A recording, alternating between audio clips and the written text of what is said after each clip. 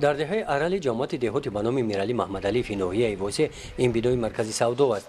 از طرف ساکن همین دهه صاحبکار شادمان نوازف سال گذشته مورد استفاده قرار گرفته بود. احتیاجات ساکنان دهه را به نظر گرفته برای غذای معنوی برداشتن همدهگانش با استقبال جشن 25 سالگی استقلالیت دولتی جمهوری تاجیکستان شادمان نوازف به اقدام نجیب دست زد. در داخل این بینای مرکزی سودا در این حجره او کتابخانه را تشکیل کرد. از اون جوانیم از مکتب خونیم کتاب خواندن بسیار دوست می داشتم. حاضرم نه از میبینم دوست می دارم کتابای بسیار خواندم میخوانم.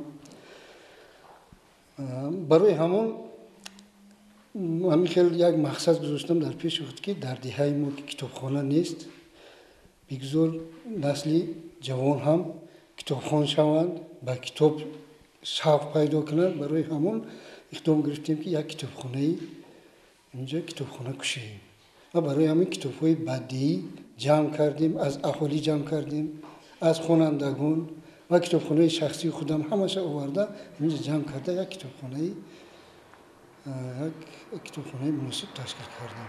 در اینجا همه خدمت رسانی رایگان است، بی پول میآیند دلخواه کتابش میگیرن میبرن خوانده با آورده میسپرن. با گشوده شدن کتابخانه ساکنان دهه به اینجا میآیند. اعضایان فعال این کتابخانه باشند کودکان و نورسان هستند. شماره اعضایان کتابخانه به 400 نفر رسیده است. در دوره تعطیل تابستانه این کودکان از همین کتابخانه کتاب گرفته میخوانند. من در تعطیل تابستانه به این کتابخانه می آیم، در اینجا اعضا می باشم. من در اینجا خیلی کتاب‌های زیاد خواندم.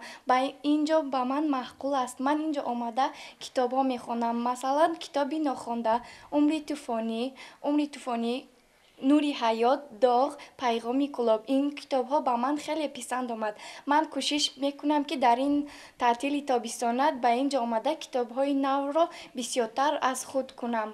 کتاب‌ها از خزینه شخصی شادمان نوازف به اینجا آورده شده. یک قسمش را ساکنان دهه تحفه کردند.